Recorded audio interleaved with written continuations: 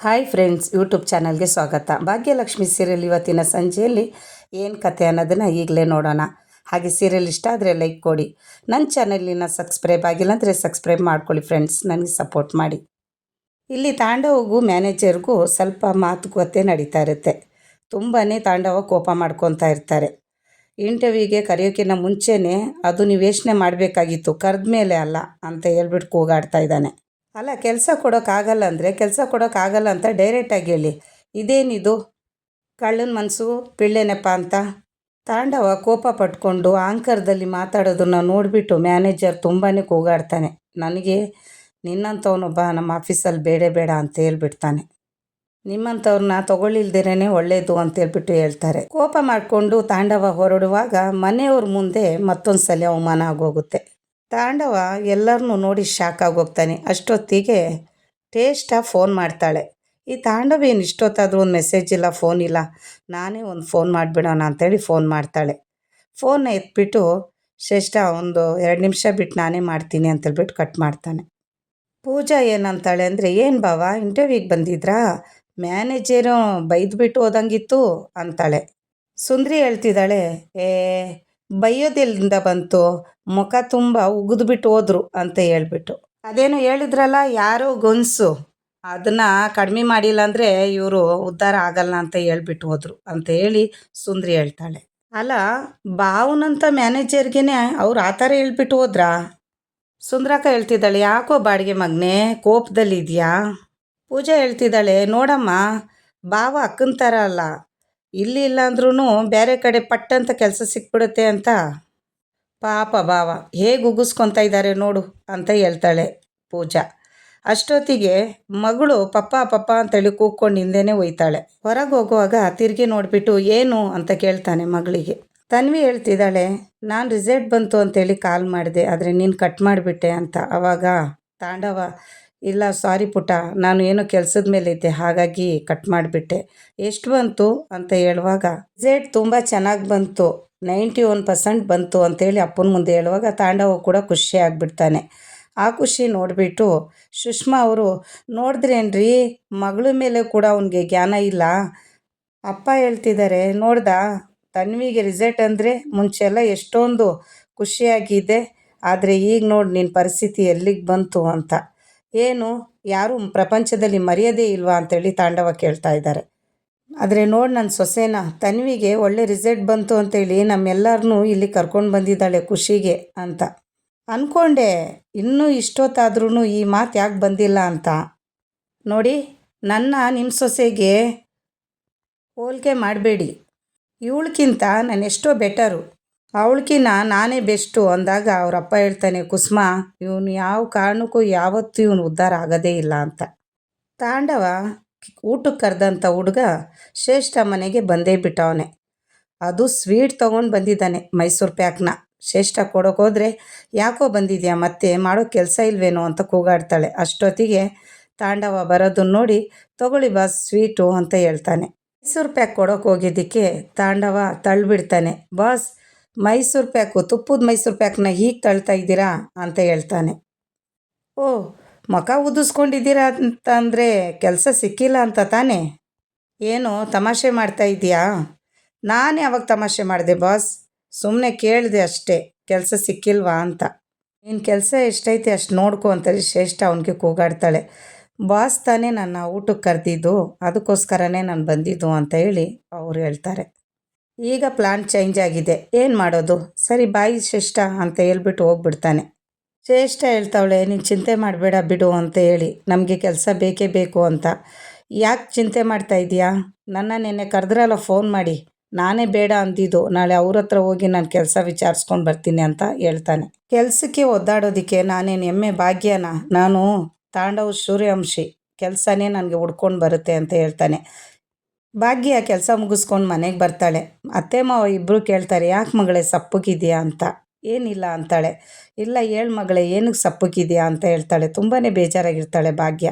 ಬೆಳಗ್ಗೆ ಆ ಥರ ಎಲ್ಲ ಆಗೋಯ್ತಲ್ಲ, ಅವ್ರಿಗೆ ತುಂಬಾ ಅವಮಾನ ಆಯ್ತಲ್ಲ, ಅದ್ರ ಬಗ್ಗೆ ಯೋಚನೆ ಮಾಡ್ತಾ ಇದ್ದೀನತ್ತೆ.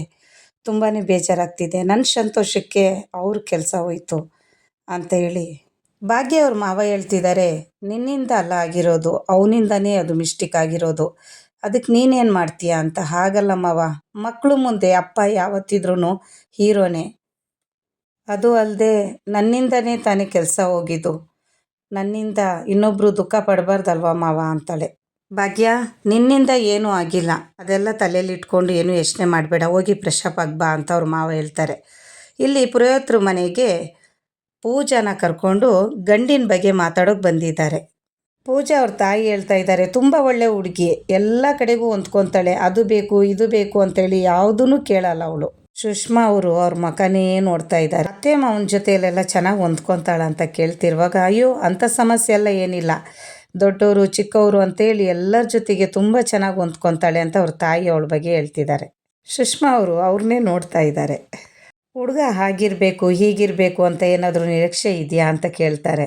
ಅದಕ್ಕೆ ತಾಯಿ ಹೇಳ್ತಿದ್ದಾಳೆ, ಹಾಂ ಇದೆ ಇದೆ, ಒಳ್ಳೆ ಮನೆತನ ಆಗಿರಬೇಕು, ನೋಡೋಕ್ಕೆ ತುಂಬ ಚೆನ್ನಾಗಿರಬೇಕು, ಸ್ವಲ್ಪ ಊರಲ್ಲಿ ಆಸ್ತಿ ಇರಬೇಕು, ಒಳ್ಳೆ ಕೆಲಸ ಇರಬೇಕು ಅಂತೇಳಿ ತುಂಬ ಖುಷಿಯಾಗಿ ಕೇಳ್ಕೊತಿದ್ದಾಳೆ. ಭಾಗ್ಯ, ಅಮ್ಮ ಸ್ವಲ್ಪ ಸುಮ್ಮನೆ ಇರು ಅಂತ ಹೇಳ್ಬಿಟ್ಟು ನಮ್ಮ ತಂಗಿಗೆ ಒಂದು ಒಳ್ಳೆ ಮನೆತನ ಆಗಿರಬೇಕು, ಒಂದು ಒಳ್ಳೆ ಮನಸ್ಸಿರೋನಾಗಿರಬೇಕು ಅಂತ ಹೇಳ್ಬಿಟ್ಟು ಹೇಳ್ತಾ ಇದ್ದಾಳೆ. ಇಲ್ಲಿ ಒಬ್ಬರು ಫೋನ್ ಮಾಡಿ ತಾಂಡವನಿಗೆ ಕೆಲ್ಸಕ್ಕೆ ಕರೆದಿರ್ತಾರೆ. ನಾನು ನಿಮ್ಮ ಕಂಪ್ನಿ ಎಲ್ಲ ತುಂಬ ಚಿಕ್ಕದು ಬರಲ್ಲ ಅಂತ ಹೇಳಿರ್ತಾರೆ. ಅವ್ರನ್ನೇ ಮತ್ತೆ ಮೀಟ್ ಮಾಡೋಕ್ಕೆ ಹೋಗ್ತಾನೆ. ಅಲ್ಲೂ ಕೂಡ ತಾಂಡವನಿಗೆ ಕೆಲಸ ಸಿಗಲ್ಲ, ತುಂಬಾ ಅವಮಾನ ಮಾಡಿ ಕಳಿಸ್ಬಿಡ್ತಾರೆ. ಕೋಪದಲ್ಲಿ ತಾಂಡವ ಅಲ್ಲಿಂದ ಹೊರಡೋದನ್ನ ಶ್ರೇಷ್ಠ ಬಂದು ಹುಡುಕುವಾಗ ತಾಂಡವ ಅಲ್ಲಿ ಇರಲ್ಲ. ಹೊರಗಡೆ ಎಲ್ಲ ಬಂದು ಹುಡುಕ್ತಾಳೆ, ಸೆಕ್ಯೂರಿಟಿನೆಲ್ಲ ಕೇಳ್ತಾಳೆ. ಕೊನೆಗೆ ನಡ್ಕೊಂಡು ಹಾಗೆ ನಡ್ಕೊಂಡು ಬಂದು ಹೊರಗಡೆ ಎಲ್ಲ ಹುಡುಕ್ತಾಳೆ. ಅವಳ ಜೀವನದಲ್ಲಿ ನಡೆದಿರೋದನ್ನು ತಂಗಿ ಮುಂದೆ ಎಲ್ಲರೂ ಮುಂದೆ ಹೇಳ್ಕೊತಿದ್ದಾಳೆ.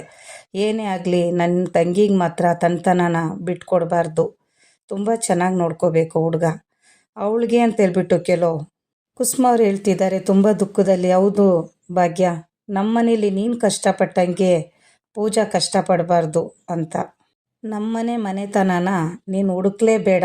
ಅಯ್ಯೋ ಹಾಗಲ್ಲ ಅತ್ತೆ, ಹಾಗೆಲ್ಲ ಏನು ಅನ್ಕೋಬೇಡಿ ಅತ್ತೆ, ನಾನು ಪೂಜಾಗೆ ಹುಡುಕ್ತಾ ಇರೋದೇ ನಿಮ್ಮ ಥರದ ಅತ್ತೆನ.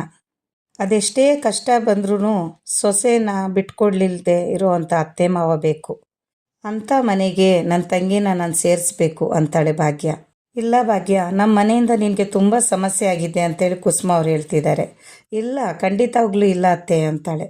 ಮಗನೋ ಇಲ್ಲ ಸೊಸೆನೋ ಅಂತೇಳಿ ಆಯ್ಕೆ ಬಂದಾಗ ಒಂದು ಕ್ಷಣನೂ ಯೋಚನೆ ಮಾಡಲಿಲ್ದಂಗೆ ನನಗೆ ಸೊಸೆನೇ ಬೇಕು ಅಂತ ಹೇಳಿದವ್ರು ನೀವು.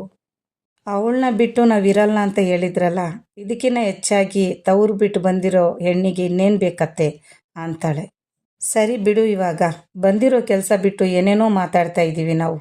ಪೂಜಾ ಜಾತಕನ ಸುಷ್ಮಾ ಅವ್ರು ಕೊಟ್ಬಿಟ್ಟು ಒಳ್ಳೆ ಹುಡುಗನ ಹುಡುಕಿ ಅಂತ ಹೇಳಿ ಅಲ್ಲಿಂದ ಹೊರಡ್ತಾರೆ. ಇಲ್ಲಿ ತಾಂಡವ ಸೋಡಾ ಅಂಗಡಿಗೆ ಹೋಗ್ಬಿಟ್ಟು ಸೋಡಾ ಎತ್ಕೊಂಡು ಬರ್ತಾರೆ.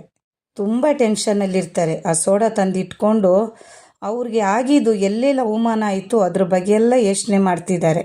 ಎಲ್ಲೋದ್ರೂ ನನ್ನ ಕೆಲ್ಸಕ್ಕೆ ತೊಗೊತಾನೆ ಇಲ್ಲ, ಕೆಲಸ ಏನೋ ಈಸಿಯಾಗಿ ಸಿಕ್ಬಿಡುತ್ತೆ ಅಂದ್ಕೊಂಡಿದ್ದೆ ಅಂತ ಹೇಳಿ ಅವ್ರಿಗೆ ಯಾವ್ಯಾವ ಆಫೀಸಲ್ಲಿ ಅವಮಾನ ಆಯಿತೋ ಅದ್ರ ಬಗ್ಗೆ ಎಲ್ಲ ಯೋಚನೆ ಮಾಡಿಕೊಂಡು ಬಾಟ್ಲಿನ ಎತ್ತಿ ಗೋಡೆಗೆ ಹೊಡಿತಾ ಇರ್ತಾರೆ. ತುಂಬಾ ಟೆನ್ಷನ್ನಲ್ಲಿದ್ದಾರೆ. ನನ್ನ ಯಾರು ನೋಡಿದ್ರೂ ಬೇಡ ಬೇಡ ಅಂತಾರೆ ಕೆಲಸಕ್ಕೆ ಅಂತ ಹೇಳ್ಬಿಟ್ಟು ತುಂಬ ಅವಮಾನ ಪಟ್ಟು ತುಂಬಾ ಟೆನ್ಷನಲ್ಲಿ ಅಲ್ಲಿ ಗೋಡೆಗೆ ಬಾಟ್ಲಿಲಿ ಹೊಡಿತಾ ಇರುವಾಗ ಇಲ್ಲಿ ಶ್ರೇಷ್ಠ ಬರ್ತಾಳೆ. ಬಾಟ್ಲಿ ಹೊಡ್ಕೊಂಡು ಭಾಗ್ಯಕ್ಕೆ ಬೈತಾ ಇದ್ದಾನೆ. ಭಾಗ್ಯ, ನಿನ್ನ ಸುಮ್ಮನೆ ಬಿಡಲ್ಲ ಕಣೆ ನಾನು ಅಂತ. ಶ್ರೇಷ್ಠ ಸಮಾಧಾನ ಮಾಡ್ತಾಳೆ. ತಾಂಡವು ಪ್ಲೀಸ್ ಕಂಟ್ರೋಲ್ ಆಗಿರು ಅಂತ. ಶ್ರೇಷ್ಠ ಮಾತು ಕೇಳಲ್ಲ, ಬಾಟ್ಲಿ ಎತ್ತಿ ಗೋಡೆಗೆ ಹೊಡಿತಾ ಇರ್ತಾನೆ. ತುಂಬಾ ಟೆನ್ಷನಲ್ಲಿ ರೋಡಲ್ಲಿ ಕೂತ್ಕೊಂಡ್ಬಿಟ್ಟಿದ್ದಾನೆ. ಗಂಡಿನ ಬಗ್ಗೆ ಮಾತಾಡೋಕೆ ಹೋದವರು ಮನೆಯವರು ಎಲ್ಲರೂ ಮನೆಗೆ ಬಂದರು. ಸುಂದ್ರಿ ಪೂಜಾನ ನೋಡಿ ರೇಗಿಸ್ತಾ ಇದ್ದಾಳೆ. ಪೂಜಾದೇವಿ, ಏನೇ ಮದುಮಗಳು ಕಳೆ ಬಂದ್ಬಿಟ್ಟೈತೆ, ಹೋಗಿ ಸುಂದ್ರಿ ಅಂತೇಳಿ ಪೂಜೆ ಅನ್ನುವಾಗ, ಆಯಿತು ಬಿಡಮ್ಮ ಹೋಗ್ತೀವಿ, ನಾವಿನ್ನೇನಕ್ಕೆ ಬೇಕು ಅಂತ ಹೇಳಿ ರೇಗಿಸ್ತಾ ಇದ್ದಾಳೆ. ಧರ್ಮಣ್ಣ ಕೇಳ್ತಿದ್ದಾರೆ, ಕುಸುಮ ಹೋಗಿದ್ದ ಕೆಲಸ ಎಲ್ಲ ಆಯ್ತಾ? ಮೂರಿ ಎಲ್ಲ ಚೆನ್ನಾಗಾಯ್ತು ಅಂತ ಹೇಳ್ತಿದ್ದಾರೆ ಕುಸುಮ ಅವರು. ಚೆನ್ನಾಗಾಗಿರೋದು ಅಷ್ಟೇ ಅಲ್ಲ ಬೀಗ್ರೆ, ಒಂದಿಷ್ಟು ಜನ ಹುಡುಗರು ಫೋಟೋನೂ ತಂದಿದ್ದಾರೆ ಅಂತೇಳಿ ಪೂಜಾ ಅವ್ರ ತಾಯಿ ಹೇಳ್ತಿದ್ದಾಳೆ. ಇಲ್ಲಿ ಕತೆ ಮುಗೀತು, ನಾಳೆ ನೋಡೋಣ, ಬಾಯ್.